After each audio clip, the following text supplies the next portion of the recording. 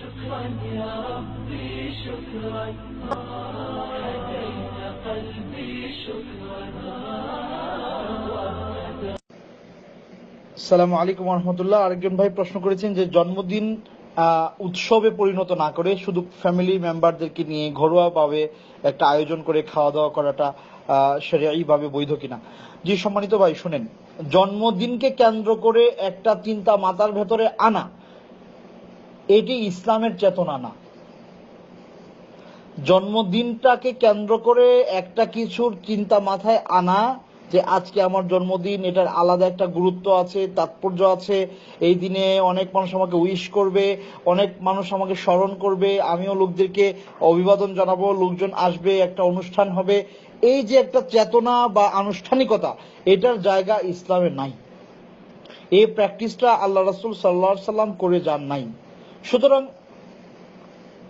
আল্লাহ রাসূল সাল্লাল্লাহু আলাইহি সাল্লাম বলছেন, খায়রুল হাদি হাদি মুহাম্মদ সাল্লাল্লাহু আলাইহি সাল্লাম, সর্বোত্তম গাইডলাইন আল্লাহ রাসূল সাল্লাল্লাহু আলাইহি সাল্লামের গাইডলাইন।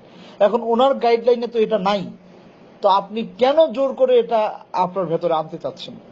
আপনি যখন শুনলেন আল্লাহ রাসূলের গাইডলাইনে এটা নাই, আপনি কেন এটা আনতে যাচ্ছেন?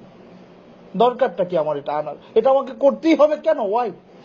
কি দরকার যে আমাকে এটা করতে হবে? সুবহানাল্লাহ। একটা ব্যাপার, আরেকটা ব্যাপার হচ্ছে এটা কোত্থেকে আসলো? এটা যারা করছে তারা নাসারা। আল্লাহ রাসূল বলছেন, মান তাশাব্বাহা বিকাউমিন ফাহুয়া মিনহুম। কেউ যদি কারো সাদৃশ্য নিজেদের ভেতরে নিয়ে আসে সে তাদের অন্তর্ভুক্ত, এটা আম কথা।